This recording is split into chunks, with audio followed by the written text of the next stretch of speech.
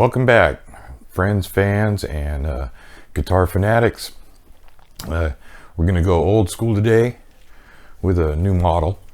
So this is a 2021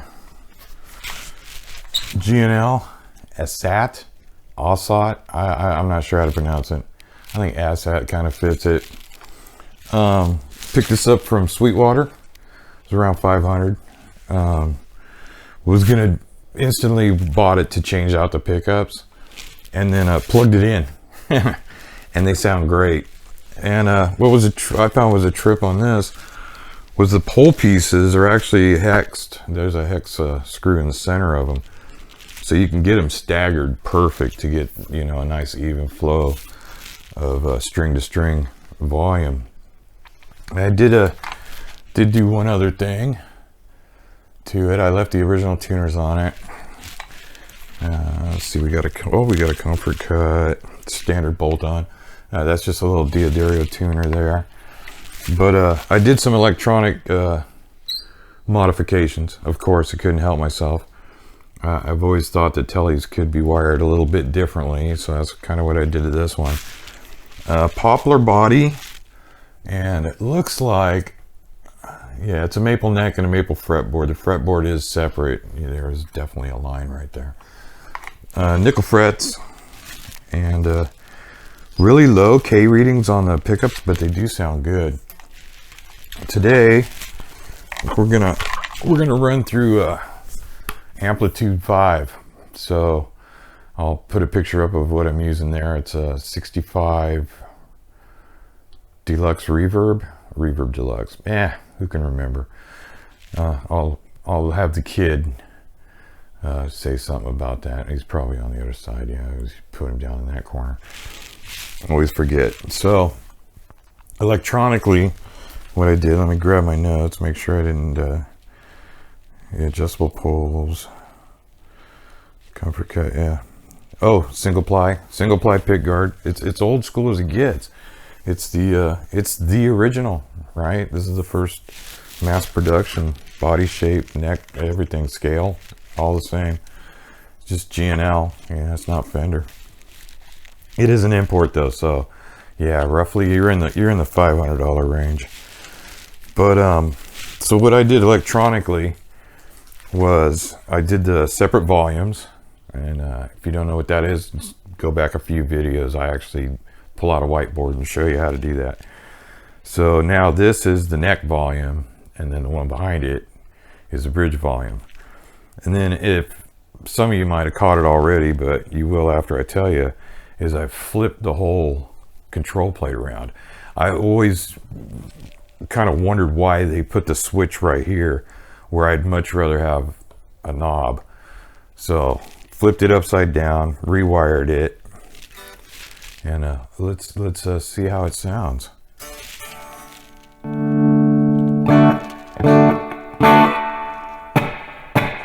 That's some sweet reverb coming right there.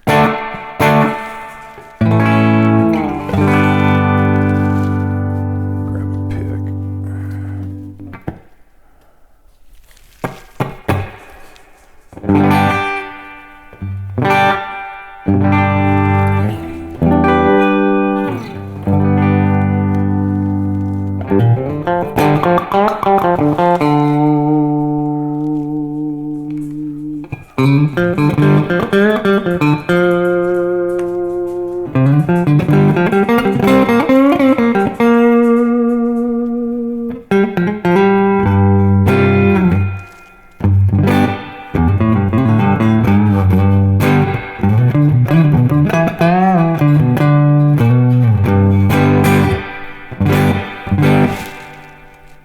So yeah, why swap out pickups when they sound that good?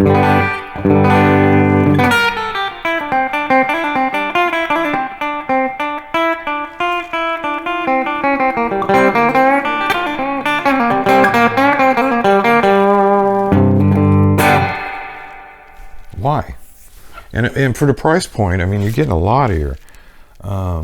This neck is solid, and it's a satin finish. So it's almost like it's been worn in a little bit already. Kind of like that. Most of the manufacturers are actually going to that. Nickel frets, stainless steel frets, it really doesn't. I've never noticed a difference. I have both on several guitars and never really noticed a difference. These are however nickel. I think the only difference is to be wear and tear. Nickel's not gonna, it's not gonna hold up like stainless does over the course. But for the money, you can't go wrong. Sweetwater, yeah, it's like around $500 now. Let's see what it sounds like with the filaments. Yeah.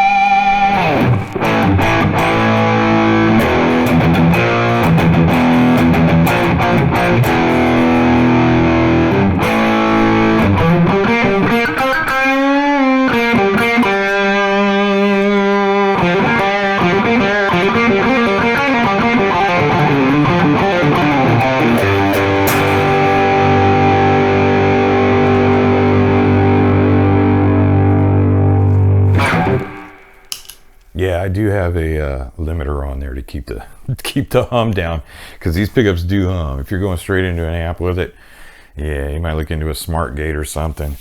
But I mean, other than that, weight maybe 6.5, 7 pounds. It's pretty light. I mean, poplar's not really known as a super heavy wood. Not as light as basswood, that's for sure. We all know how that works out. But yeah, seriously, it's just. And it's there. I mean, if you don't want the pickups in it, you can find Tele sets everywhere. GFS has them. Seymour Duncan has them. Everybody has them.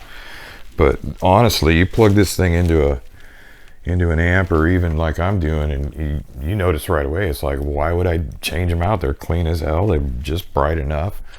The neck isn't super muddy, and it still gets that Tele sound, you know.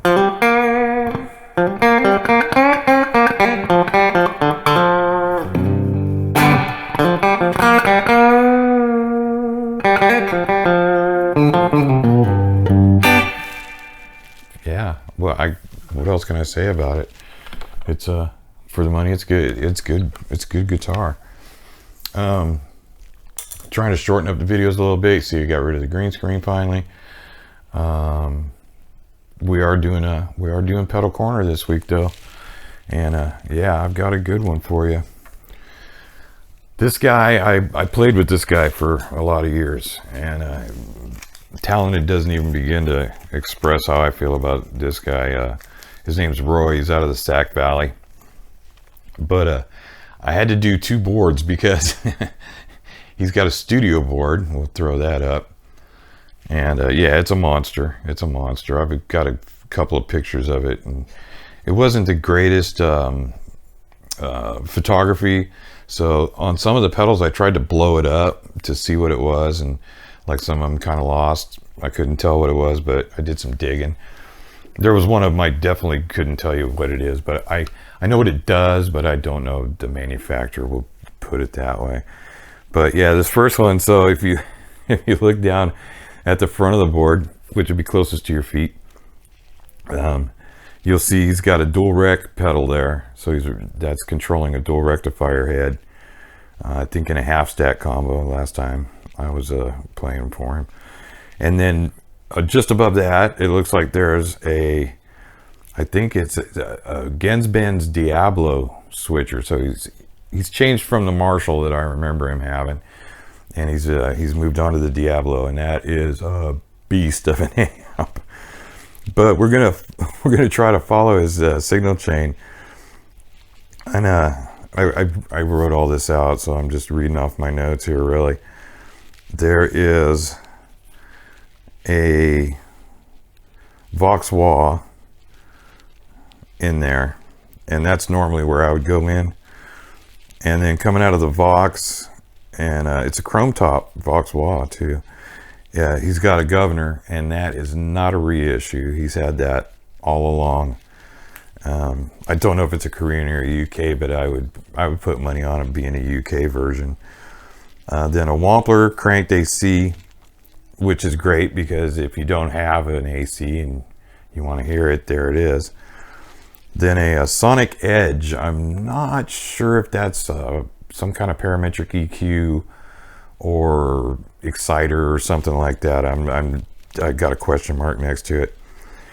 And then it looks like all that's running into a Boss ME50. So there's all your delays and your flangers and your phasers and your choruses and all that. But for the good stuff, it's going into a Hughes and Kettner tube rotosphere, and he's had this one all along too. This is a great pedal. This is that you wonder how they got that warbly guitar tone in the 80s, late 70s, early 80s warbly guitar tones. And it's that thing. It's that thing. It sounds not quite like an organ, but just enough that it kind of throws it a little bit off the spectrum of actual guitar tone. And then I see an EB pedal, but I can't tell if it's the overdrive or the delay. And knowing Roy, I'm guessing it's the delay. But now, it's because I had these pictures blown up, I didn't see everything. So before the wah, even before the wah, his signal actually goes into some tiny little nano pedal there. And from the best that I can see in the picture of the color, and this is all I'm going by, is the color of the box and the knobs that they used. It looks like a Klon clone, which is where you'd want to put it. You'd want to put it first, right? And then next to that, before he gets to the wah, mind you, it looks like a Keeley Darkside workstation. Those things are awesome. It's basically a Big Muff modded, so you can get all the different tones out of one of those. And then it's got a whole section of, I think it does phaser, flanger, and delay in any combination. So really what it's doing is it's getting that old school Gilmore tone. You know, if you shove some single coils through it, it's gonna sound pretty dead on. Now, this board is pretty crazy, but this is a studio board.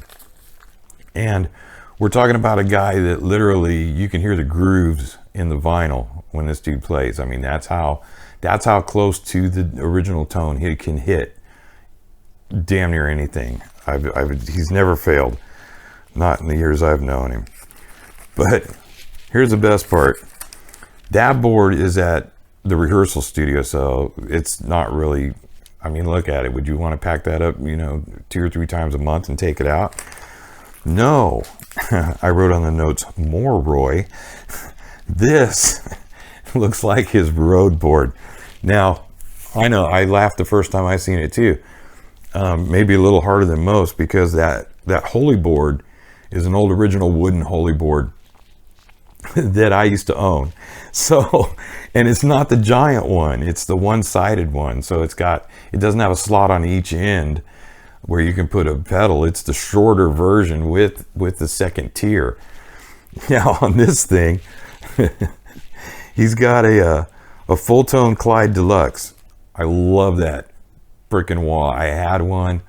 I'm not even sure why I got rid of it. Probably just, getting rid of stuff that's taking up footprints. In fact, I'm almost pretty much done. I'm running one pedal at a time now. I've got the filaments, and I've got an overdrive that I built, and maybe a couple of other just overdrives and distortion boxes. Everything else I'm doing straight through Amplitude. But he comes out of that full tone Clyde Deluxe, which by the way does like 3 different wahs, I think. It's all changing of the capacitor before it hits the inductor, but still, I mean, it works. I had one. They're awesome. If you can find one, you can probably find one cheap now. From that, he's going into a Tech 21 Boost Fuzz. This whole line of pedals, the Boost Fuzz, Boost Distortion, all that, they were great, because not only did you have the pedal, but it had like a single stage boost in it too. So you could literally cut the sound out, the sound down a little like rolling off your volume. You could actually pull that off with these. Next to that, I had to look this up because I had never seen one. It's an Earthquaker Effects Westwood. Now I looked it up because I wasn't sure. I'm like, okay, it's got to be some kind of overdrive. I'm guessing, you know, as much as I know this guy, I'm guessing it's an overdrive. Well, not only that, but according to their website, and I put this in quotation marks, it is a translucent drive, which there's really no such thing as a translucent drive, right? As soon as you put that box in there and turn the switch on, all translucency goes out the door. I don't care how much of your regular signal is getting through there. It's getting colored a little bit. It might be the lightest shade of white ever, but there's no such thing. Translucent, I'm sorry. I bet he's using it for a boost. Knowing him, he's using it for a boost. And then from that into a Wampler Paisley drive. These are great pedals. They've been around forever.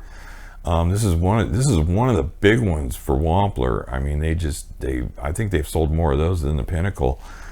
And the circuitry is basically a modded tube screamer, and so it's the same symmetry as what your signal chain would go through a tube screamer. It's just they did a lot of mods to it, and they left that mid bite in there, and they took out a little of that too high frequency stuff. Great pedals. They still command dollars. After that, he's got the Carl Martin Plexitone. These are expensive. He probably bought this one new back when they weren't, but they are now. And I'm guessing it sounds like a Plexi. Now from that, this is the one that cracked me up. It's because I don't know if it's zip tied on there or not, or how he's got it attached to the Holy board. He's got a Boss ME70.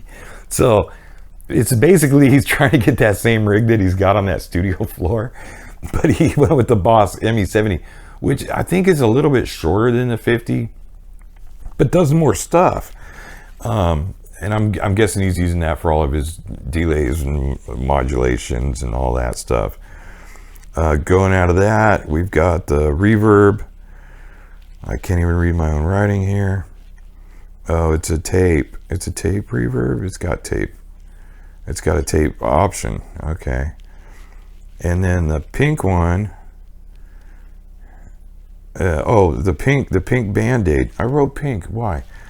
There's a pink Band-Aid on the reverb setting on that Boss ME70.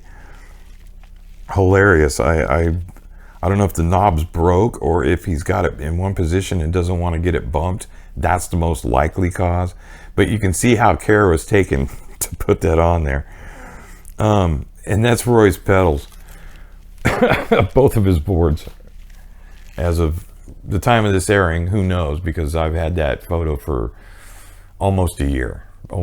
So I'll bet the studio board hasn't changed at all. And he might have changed one pedal on the other one. Because once he finds a pedal that he knows he can pull a certain sound out of, he'll keep it. It'll be there forever. That's why those boards are so huge. But love you, Roy, and I hope you get to see this.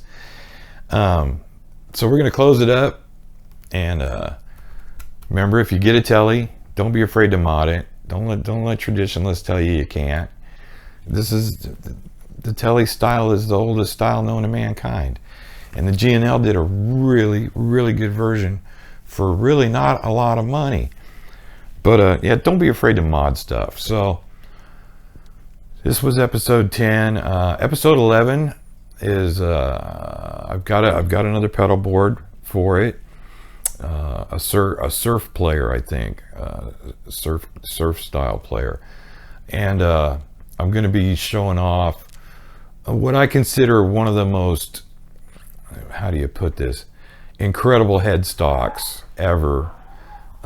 Just the fanciest headstock known to mankind. So hope to see you then. Thanks for seeing me now, and like, share, subscribe, all that good stuff, and we'll see you again.